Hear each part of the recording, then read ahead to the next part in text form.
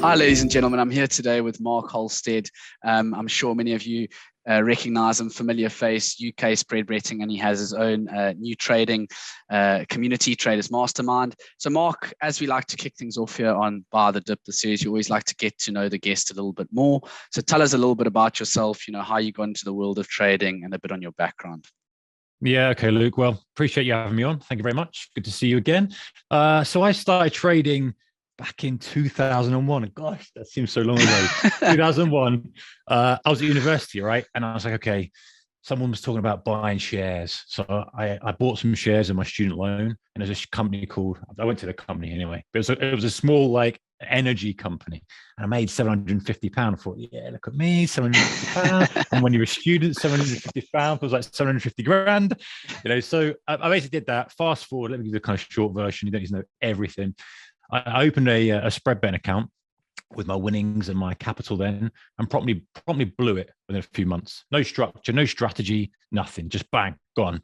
So anyway, I knew I wanted to trade for a living at that point. It's like, right, this is great at doing engineering and everything, but I want to trade for a living. So I split my last year at uni into two part-time so I could trade and learn to trade. Anyway, at the end of the degree, I just about got the degree, got the tick, and started trading. So when you were only that age, all I needed was roof over my head, bit of food, and some petrol for my motorbike. So that was kind of me. And honestly, it was so tough. It was so tough, and I'd kind of dipping in and out of credit cards and this sort of stuff. And I'd oscillate between thinking I've cracked this, here we go, to looking at job adverts, right? And that kind of cycle was going on, for a while. I was eating rubbish. I was watching the screens 12, 18 hours a day. And it basically kind of put my back against the wall and forced me to carve out an edge, take things seriously and find a strategy that work and stick to it. And so fast forward kind of through different market environments and permutations and strategies and stuff, I'm doing something I love. I'm fortunate the markets have been very kind to me. As you kindly pointed out, I've got this Traders Mastermind community for kind of serious traders. I've got a YouTube channel as well. I contribute to this YouTube channel, and it started out just me not wanting to overtrade and just getting up in front of a whiteboard and just talking about stuff.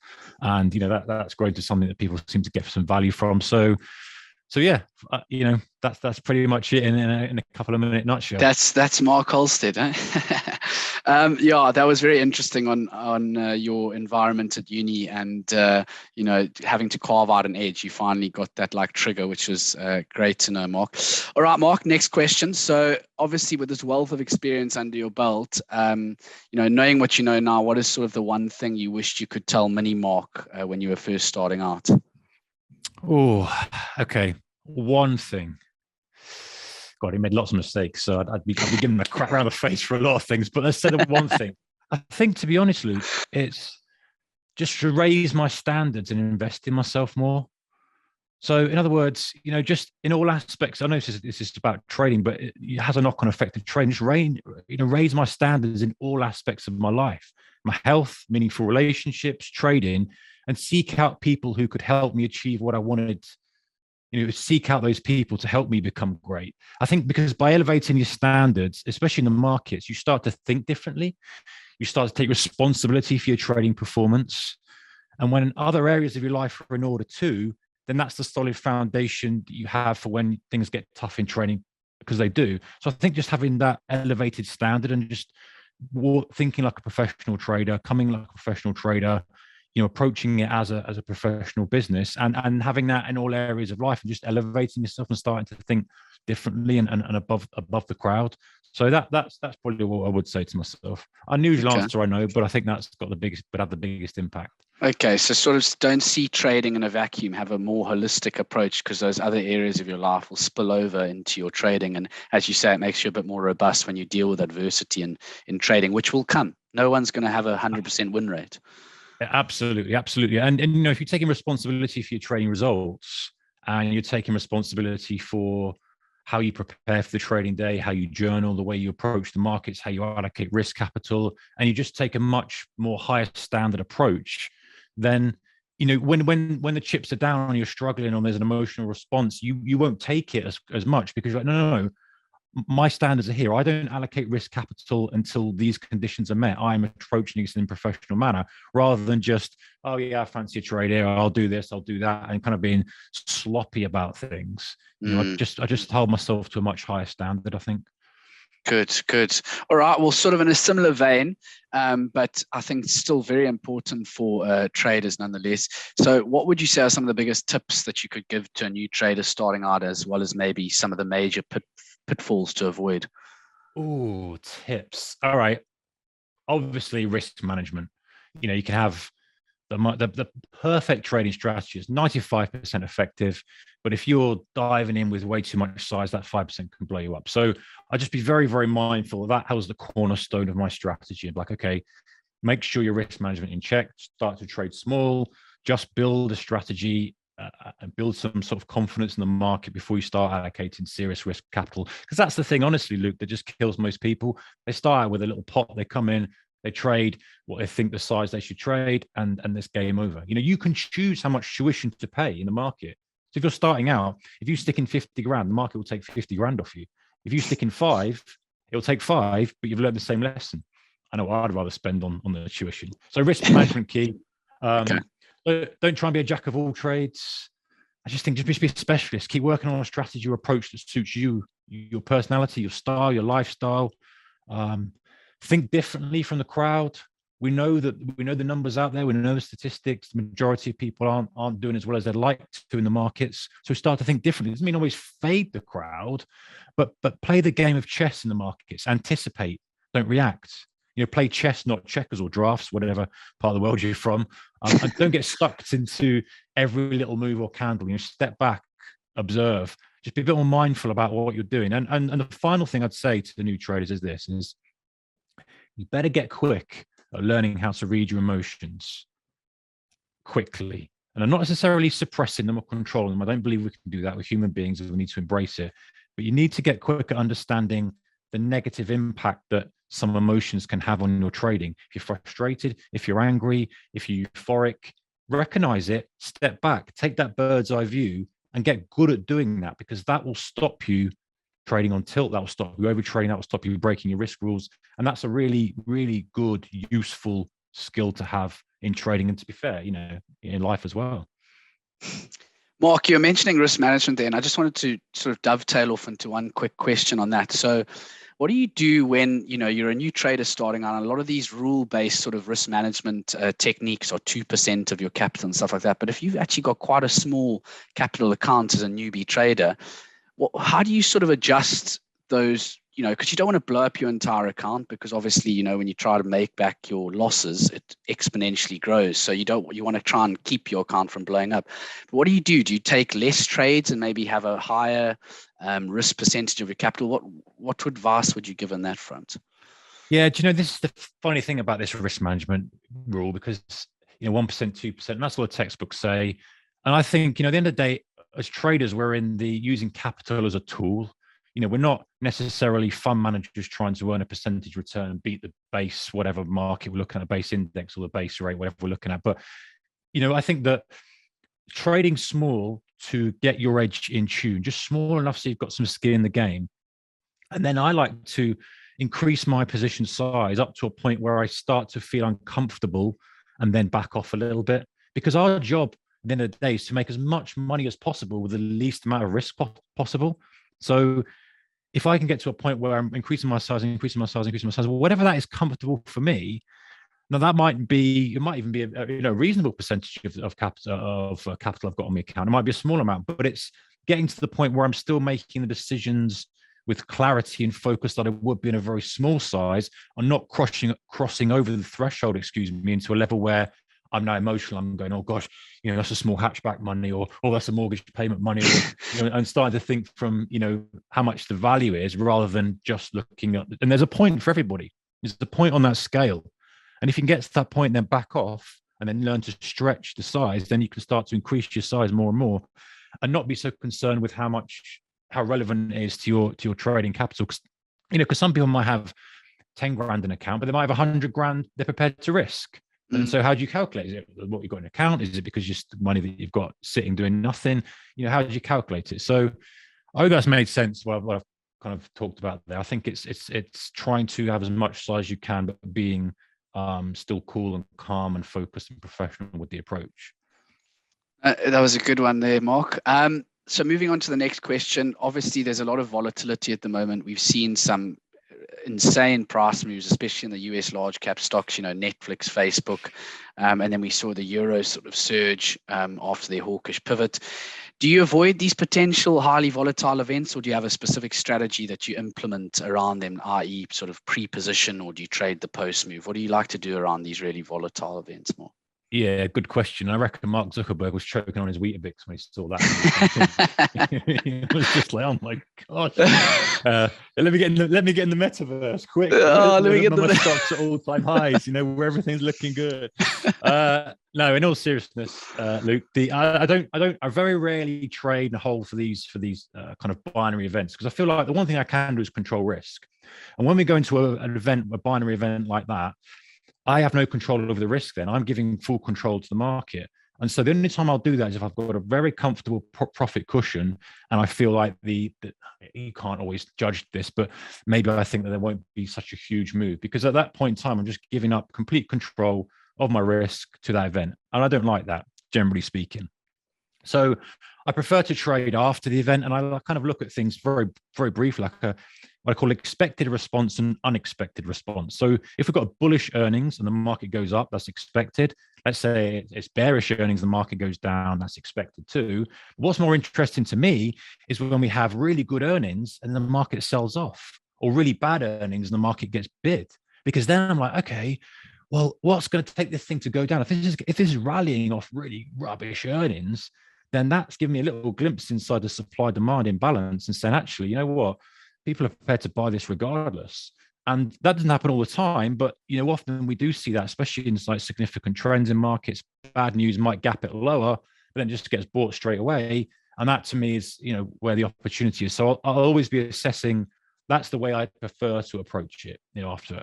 Okay, so that's the post. Okay, so the post move to you is where you get more informational value from, and as you say, those sort of little esoteric moves where it rallies on either bad news or it dips after good news. Okay, perfect. That was a good, insightful comment there, Mark. Mark, let's say you had a long trade idea set up and price dropped, and it took out, I don't want to use the stop because not everybody uses stops, but like it took out a level where they didn't want to be in the trade anymore, and that was like an imaginary stop and they wanted to exit it. In these situations, do you then put a short trade on to capture the other price directionality, or do you take your loss and sort of move on to a completely separate other trade? Yeah, that's an interesting one for me. And again, I think it's very personal trading anyway, but for me, no. My idea is a theme, and I've got the idea, and I've got the thesis, and I'll take the trade, and I've got a level where that thesis is no longer valid. Once that's hit, then I'm not going to reverse it. I'm not going to take the short side, because it's just not the way I approach things. I might reevaluate over time and go, actually, now I was wrong on that, but it's now generating a short idea. It might generate a new fresh short idea that I can anticipate, but I'm not going to just reverse the position from that. I know it works for some people, but personally for me, it's not something I do. Okay, great, fantastic. Yeah, some people do like to try and flip quite quickly, so I wanted to know what your personal views were on it. I think one of the hardest things for a trader is sort of knowing when to exit a trade, which has become profitable. Could it be a reversal, or is it just a slight retracement before the main trend, either up or down, resumes? So what tools do you personally use to better judge these situations to avoid exiting a profitable trade prematurely, perhaps? Yeah, that's a good question.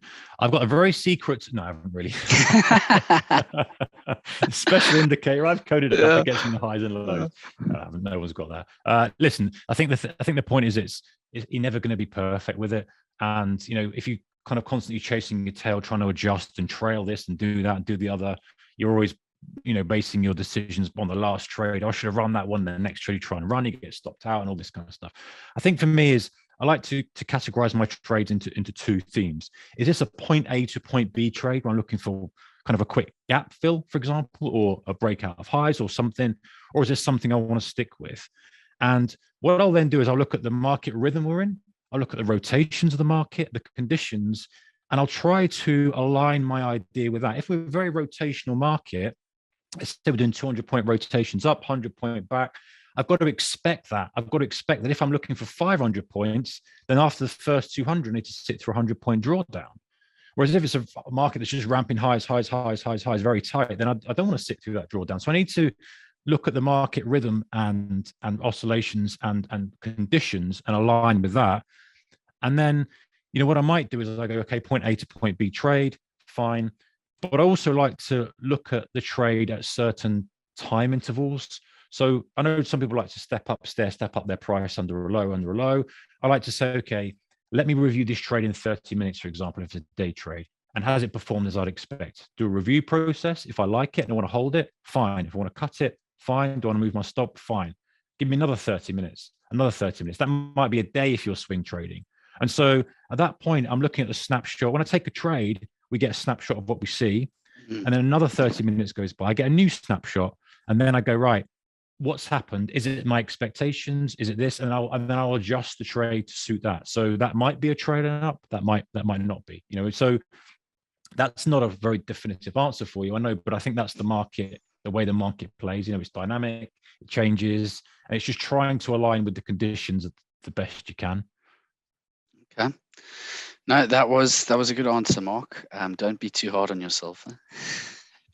One of the worst things is losing on a trade that once was in the green. It's quite a terrible feeling to be in the green and then suddenly make a loss as the trades close. So I'm not referring to sort of not moving your stop loss up to your entry level, but at the same time, if you do this sort of too early, you could get stopped out from some intraday volatility before the proper move in your desired direction. So how do you not lose on a winning trade essentially, but then not get stopped out too early? What are your thoughts around this, Mark? Yeah, and as traders, we always want to kind of minimize the risk. We want to pull that stop up and go, oh yeah, get this trade, pull the stop up, and if we're getting pinged out by a noise, it's just frustrating. It's the death by 1,000 cuts type of thing. So, and I said in my previous answer, and the reason I sometimes go, it's not for everyone. It's such a personal thing, trading. You've got to find your own groove, and what works for me might not work for someone else. I like to look at a trade in kind of 3 phases. Many years ago, I did like a private pilot's license, and you've got almost, those of you guys who fly or know about flying, I definitely pretend to be an expert, but you've got like the takeoff, the cruise, and the landing.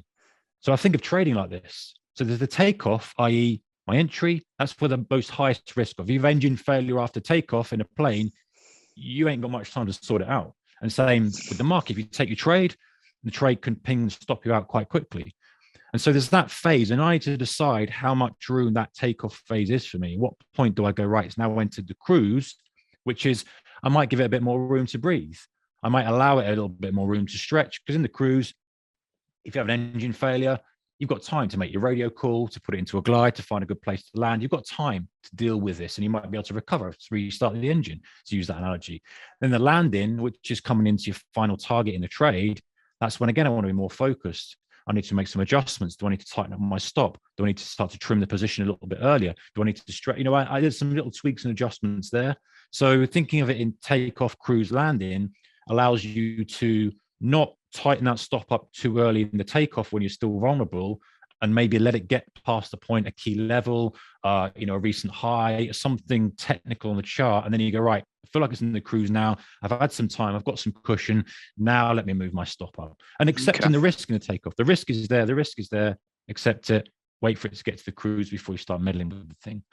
I like that flying analogy. It's quite a nice way to sort of structure into 3 separate parts. Mark, what are your thoughts around adding to a winning trade? And if you do believe in it, what do you look for to give you more conviction around this? I think this is a superpower. If you can master this, then, it unlocks a real different level of profitability. And it's tough. It's tough. It's something that I try to do as much as I can. It's something I'm personally trying to get much better at. I think that thinking strategically and saying, okay, how will the extra entry impact my average entry? So buying, if you're going long, not chasing things on green, waiting for the red rotation, trying to buy on red, trying to sell on green, and also consider treating the ad as a new trade with a different stop rather than bundling it all together. So, rather than saying buying at 50 and then buying 100 and saying, well, I'm long from 75, saying, okay, well, your 50's there.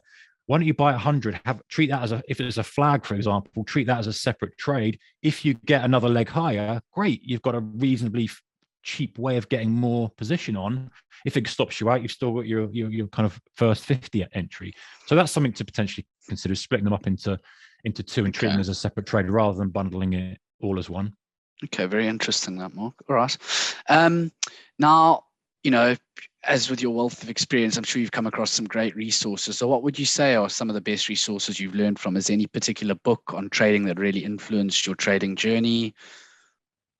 Yeah, do you know, I like the Market Wizards series, Jack Schwager. Excellent. It just shows you there's different ways to trade. One person's doing one thing, other person's doing the complete opposite. They're both making money, and it's proven because Jack goes back and does all his due diligence. Mindset-wise, Brett Steenbarger, very, very good guy. Steve Ward, we had him actually on as a guest speaker for the Traders Mastermind members. Excellent on psychology and mindset. Book-wise, a little book from me I like called Pitfalls by Marty Schwartz. Talks about his journey as a trader. So it's not sort of technicals and strategy, but his journey. That was really, really kind of useful to watch. I used to listen to the pit audio when the pit was going, and that used to give me a lot of insight into supply, demand, and order flow. And you don't get access to that anymore, but there's some recordings on YouTube that you can go and kind of look at the chart, hear the noise in the pit, hear what he's talking about. And it just gives you a little bit of a feeling about what actually drives markets. And the final one that I do like is Linda Raschke. Linda Raschke's got some great stuff out there. Sometimes a bit indicator heavy for me, but again, it's personal stuff. But I think her work is exceptional. There's loads of stuff on YouTube that she's done, which, I think she's a great trader, and she's got a great way of approaching the markets. Okay, yeah, that's the pit audio. That's something that I've never heard before, Mark. That's very, very interesting, actually. There's a good one, Luke. There's a good one that's on the flash crash. Is a recording of the flash crash when I was actually listening to it live, and the guy's screaming. He's like, go in, they're offering, and the spread was wide in the pit. And all of a sudden, it was like this brief pause, and then all of a sudden, bang, the locals were buying, and that was, that point in time, you got a heads up that was the turning point. But I think it's understanding the supply demand and how people get trapped and things like that. It's unusual because, like you say, it's not something that people think about, but it does help you think a little bit differently about the markets when you start to listen to it and look at the actual chart as well. No, definitely. It's a pity they don't provide that anymore. You're pretty quiet in there now, but like, oh, there's pigeon. Exactly. It's not as lively as it used to be, that's for sure. Mark, how does one decide the best asset class to trade starting out? Further to that, is it good to stick to just one asset class or trade multiple? Is there like sort of a max number of instruments or a threshold that one should not go past? Yeah, this is a great question, Luke, because brokers, Pepperstone, you provide so much opportunity, different markets, different stuff, and that's good to a certain extent, but it's also something we need to bring our boundaries in and say, okay, pick a market that suits your lifestyle, because some people have other commitments. They're working, they've got kids to pick up from school, they've got this, that, the other. So maybe you don't want to trade the DAX at the open because you're not going to be there. So pick one that fits your lifestyle, your personality if you can. And then I just think stick to one. There's enough edge, enough volatility at the moment in one market or one subsection of markets. Maybe you just trade in the USD pairs or maybe just trade in a couple of US indices or whatever it may be. But there's enough opportunity there to just focus, learn the nuances, learn the little ebbs and flows, and just learn it at the back of your hand, because that will give you an edge that someone just coming in won't get. So yeah, I think stick to one. And then once you've got one and you've got a strategy in one, then you can expand things, but don't fall into the trap of just because it's offered by your broker trading crude oil one day, gold the next, orange juice, Netflix, this, that, the other, because you'll just, I think personally that's a challenging way to do it. What did you first start trading when you first started out, Mark? I started trading UK shares on the London Stock Exchange. So I was trading mining shares. Oh, yes, mining, yes. That was something, because there was just an opportunity of these bigger shares were moving, and these smaller kind of second tier miners started moving after it. And it was a very simple kind of edge initially, but the best edges are. And it was just kind of trading this via proxy, trading Rio Tinto, Billiton, and then looking at the smaller ones, and having direct access to the market at that time as well helped. So that was my focus, was just purely on the mining sector. And then I kind of pivoted into trading just crude oil for many years, just crude. And so I think that's the way to go, is just become very focused on one thing, if you can. Okay. You were very focused there. Okay. All right. If you've hit a bad patch with consistent losing trades, what's your best advice to sort of get out of that rut? Stop, reevaluate. There's a tendency to rush back in. There's a tendency to feel bad that our equity curve is off highs, and we want to get that back to highs to dissipate that feeling, that negative emotion we've got. We just feel frustrated, angry, annoyed. We're like, right, get back in. If I can get my money back, I'll feel great. Just stop, step back, let the feeling dissipate of annoyance, frustration that we all have as traders, then reevaluate what went wrong, then maybe put together a plan of action to try to avoid that. If it's something that you can avoid, maybe it's just the ebbs and flows of the market and a natural drawdown. To keep it brief, stop, reevaluate, take some time, reassess, come back in, trade small, just to get back in, get into the groove of it, and then get back on and see how your performance is from there. Okay, perfect. And then I think a problem that some traders have is they tend to overtrade sometimes when they could have just actually sat on their hands and sat that one out. So what are some of the signs that one could look to determine as to if they're engaging in this sort of overtrading? Yeah, do you know this? I think this is one of the biggest things that damages traders, because we tend to, as traders, come in and go, right, come into the trading day, or if you're a swing trader, come in and you look for all the best trade out of everything that's presented to you now. But the markets aren't like that. You might, in your month, you might have a cluster of trades in a week that fit your parameters, and the rest of it, maybe they're not.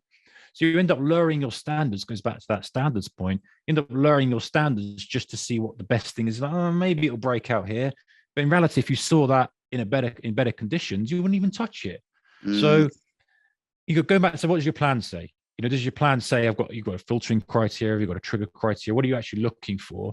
And then having a set of standards that you don't take the trade unless those parameters are met. And that might be that you don't take a trade for multiple days in a row, but it comes back to that point of saying, well, no, I don't allocate risk capital until I see something I like. That's the benefit of being a retail trader. I don't have to allocate my capital until I see something I like, and constantly sticking to that standard and not lowering it just because the market is not offering much today. So I'll take the best that's on show today. That doesn't make any sense. And that's something which is a trap that we kind of fall into. It's having that standard, sticking to the standard, having a plan of how many trades you're going to take, and just sticking to that based on the edge that you think you've got in the market. Okay. You have to avoid overtrading. It can really eat up your risk capital, especially when it's on poorer trade setups. Mark, one of the first things we're taught as traders is to manage our risk. It's what keeps us around in the game and having a sort of long time in trading. How do you approach this aspect of your trading? Yeah, I mean, I'm a big advocate of risk management. But I kind of approach it in a slightly different way. Yes, there's the let's say the operational side of it, which is, okay, how much do I want to risk per month? How does that work out per week, per day, and per trade? So you can kind of go back and say, hey, I want to risk this amount per month. I normally take this amount of trades in a month. So how does that allocate in terms of risk per trade? So you can kind of do that. That's an operational thing. But you know what, Luke? I think the biggest risk for traders isn't that. It's not that.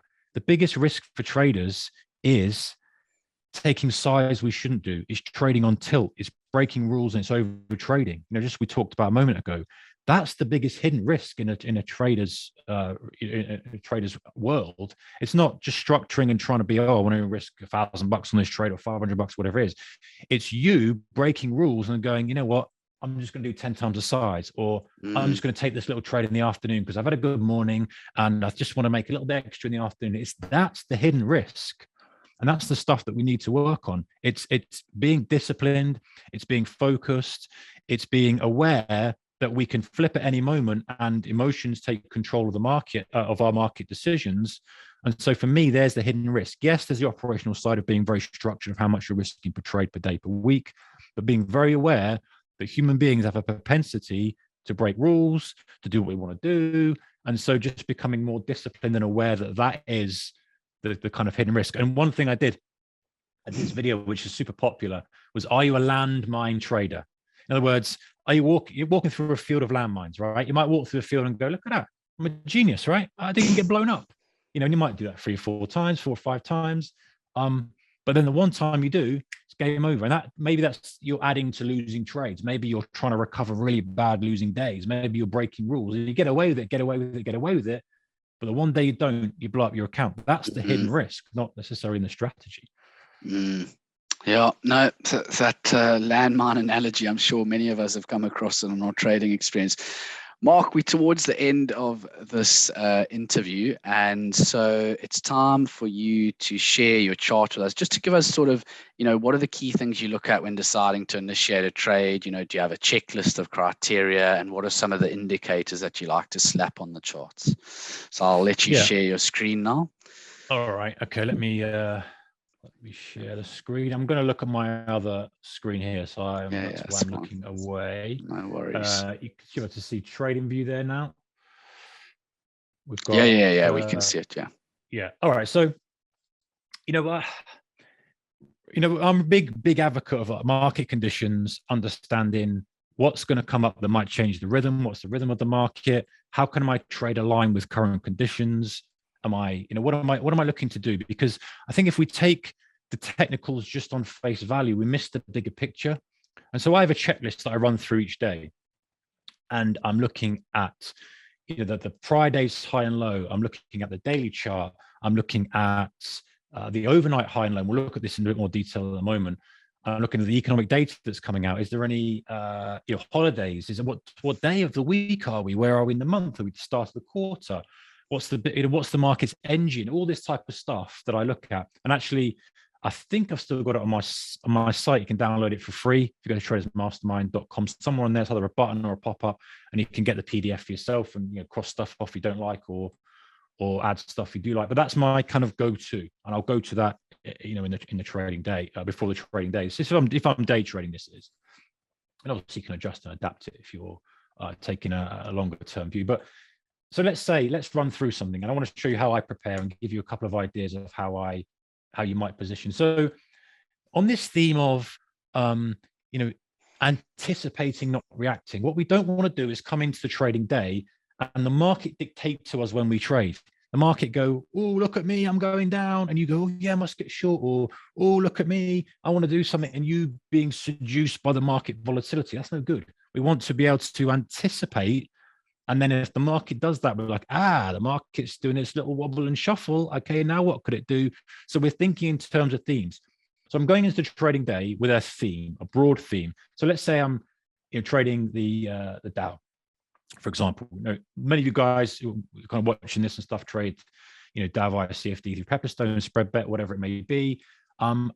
It's a nice market to trade, just because of the rhythm, and it's something that is too popular with day traders, as is Nasdaq, etc. So I might come in and go, right, look at my daily chart. So I look at my daily chart and I say, right, and notice my charts are super clean.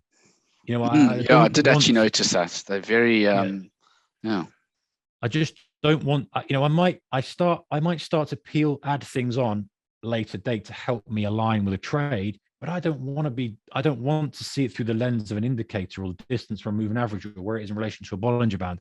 I want to see it for its purity, and just seeing what's happened, like just and narrating to myself, what's happened. Oh, okay, market pushed up to highs, it's been sold off at the start. I can start to form just a general narrative. And so I don't want to spend too long on this because I'm trading intraday in this example. But I'm going to have an idea. I'm going to formulate my idea based on the higher time frame. And I might say to myself, okay, right. So we sold off pretty aggressively at the start of the year. We had a good bounce, didn't quite recover from highs. That was pretty telling. And now we've had a good kind of move lower. But we are at significant support here. This 34,000 is a big level of support. So what do I want to do? So let's say, for example, I've made that assessment. I'm going to go, okay, I've got the broader picture. I know we're at a key level of support on the daily chart. I know that we've come down quite a long way as well from highs. I know that there's I can also think about the situation going on in Ukraine, the inflation news. I don't want to overdo that, but I know that in the back of my mind, that's driving stuff. So it's quite a headline-driven market at the moment as well. So I have to be aware of that. So then I go to my 15-minute. I go, okay, generate trade idea. What's my trade idea? What's my trade idea for the day? And the way I approach the day, Luke, is this: is I say, okay, my job is to try to get the biggest theme of the day. So in other words, what does that mean? Does it mean that I expect us to rip from the open? I want to get on that early for a trending day. Do I expect a trending type day? In which case, I want to position as early as possible. Do I expect us to have a rotational type day? Do I expect us to, test the downside and then maybe move up? So I start to formulate a plan in my mind. And the reason I do this, and we'll get to kind of some of the how I decide what I'm doing in a moment, but the reason I do this and the reason I come up with a theme and one or two ideas for the day is because I think in the heat of the moment, if you don't have an idea and a plan, you'll flip-flop. You'll be like, oh, it's breaking through the level. Should I be taking the breakout? Should I be fading it? And you start, the cognitive load that you have is super challenging. Whereas if you've got one idea, and the idea is I want to get long at a low point in the first hour, for example, then you're not looking for anything but evidence to support that. You're not flip-flopping from long to short, and chasing stuff. And then when you do get on the end of that, let's say you do get on the end of it, you have much more confidence to hold it because you've waited for that specific trade idea. Your things have lined up, you've pulled the trigger, you've got your stop in place, and you're holding that trade. And so it gives you much more confidence to hold the trade to fruition. So I really am a big fan of coming up with a few ideas for the day. So let's say, for example, today's a different day because we've got President's Day, but let's just use this as an example because we're here. I'm going to mark on my overnight high. My overnight high is here. Now, I say overnight high because obviously Pepperstone's providing a Dow quote pretty much 24/5, right? So you can trade 24, which is great. But the majority of volume is done during the regular trading hour session, which is the US Open, which if you're in the UK is 2:30 till 9 p.m. So those are important levels to me. And these are what I'll kind of shade in this rectangle ready color that I've just kind of used here and highlight that regular trading hour session. And I'm also checking the range of that session just so I know the rhythm of the market. There's no point me using a 20-point stop if the daily range is 450 points. I'm just going to get stopped and stopped and stopped. So now I start to go, okay, I know what I'm looking. I know the range and rotations, 470-point range, 440-point range. First hour range is normally 200 points plus. All right, don't start stepping in front of a train after the first 50-point spike. Stuff like this starts to formulate my plan. And so I'm marking my overnight high. My prior day's high, regular trading hour session high, regular trading hour session low. This was Friday. The overnight high happens to be the same, so I don't need to do anything with that. The overnight low is kind of moved a little bit, so I kind of adjust this, and I go right. So I've got an idea now. I might say, so let's imagine I go back and I think we're going to have one big flush at the open, and that's going to be it. And we're probably going to push back up and maybe have a mean reversion type trade. So that's that. Let's say that's my idea. So how do I start to structure that idea? I go, okay, this is when I'm not reacting. I'm planning the trade, and I'm basing it on evidence that I've seen. I'm not trying to force my will on the market. I'm basing it on evidence. So I start to say, right, if we're going to open here at the low, then that means that we've got to have a big move. And actually, if I expect a 200-point move in the first hour, we could be looking to kind of come down to this point here, right? I've got my 200-point marker on TradingView. And if we open here, if we're having a 200-point range in the first hour, we're likely to be pushing down here. Okay. So I don't want to dive straight in, because let's say I do want to get long on my idea is I want to get long at lows and push up for a move back to midpoint, or maybe even move back to highs. Maybe I can imagine on the daily chart, we're going to put a wick in. And I think that 34,000 might be a magnet for us to pull back to. So I start to formulate this idea, and then I start to say, okay, well, what do I want to see? Well, I don't want to stand in front of a train. I want to see a few things happen. So I'm going to kind of do some squiggles on it, and you can tell me if you can't see stuff. So imagine I can see it's so good. Imagine, you know what? Let me get rid of that. So imagine, and I'll tell you what. Let me remove this. So imagine I've got my idea of where I want to get along, or where I think that the market could go to. So what do I want to see if this is the case? I might want to see a drive lower in the first hour. I don't want to buy that yet, though, because what's to say that's not a trending day? I don't want to buy a trending day. Okay, so that's the first phase. What's the next phase? The next phase is some kind of rotation higher. And then if we retest, maybe we fake out, that might be where I want to get long. Okay, and I know that this now becomes a bit of a, quite a lot of things to want from the market, but at least I've got some structure. At least it stops me buying that first opening drive to the downside. It stops me chasing stuff at highs here. I've got an idea of what I want. And so, I adjust it and align it. And I also want to see the little kind of tip, if you like, for trade double bottoms and double tops. You want to see some duration between those two levels. If it's too tight and too quick, then no, that's no good. You want to see someone stepping in, the supply demand shifting, some demand coming in, and then rotating down, some evidence of buying. Otherwise, you're just buying the slightest little pullback and you get caught on a trending day. So if I see that, that's my idea. I start to say, okay, well, around this level, if we double bottom around this level, and imagine it's sort of coming in maybe a little bit earlier around after UK close, we tend to get, often we get reversals in the market. So if I'm getting this at about 5:30 to 6:30, a double bottom type share, which is going to be more like here actually, then okay, that's something I want to position for. And I'd position below the low of the day, and I'd maybe look for a move back up to 34,000, or perhaps the prior day's close, which is the red line here. So I think the thing is, and I know I've covered a lot of ground here quite quickly, but I think the thing is here is to really consider a couple of ideas for the day. What do you want to see for the day? And then how does the market react, and how does it kind of perform at the open? Does it support that idea? Does it throw it out the window? And if you're looking for, let's say looking for another idea, might be, hey, I want to get short straight away and a kind of big move down low to the downside, and maybe there's going to be a flag and push lower, and I want to do that. So you were looking for evidence to support or negate your trade thesis, but you're always aligning your idea with the current conditions. And I think that's the kind of takeaway, is to frame your highs and lows for the prior day, frame your first hour range if you're looking to initiate a trade in the first hour, after the first hour, and then think where the market could go. Play this game of chess of like, okay, well, if we are in a normal market condition and we do get a 200-point range and we do get a flush, where would that be? Where do I want to start initiating stuff? And notice that's not a level of support or resistance from anywhere else. So maybe as we go right back, we might be able to find something. But that's me saying, okay, the market likes to do these ranges. The market likes to do this. So if I see the pattern that I'd like at this level, then I might want to have a crack at that. And then when I'm on it, I'm not going to just dump it the first sign of a bit of profit. I'm going to say, wait, I waited for this. It's structured nicely. I'm expecting a rotation back up to maybe a gap fill or whatever the case may be. And it just gives me much more confidence. So it's aligning with conditions. It's making sure you understand the market you're trading, and then anticipating, not reacting, because we can see a big open. We go, oh, the open's going lower, and we can be diving short and then getting stopped out on a counter trend. It's just not structured. It's not professional.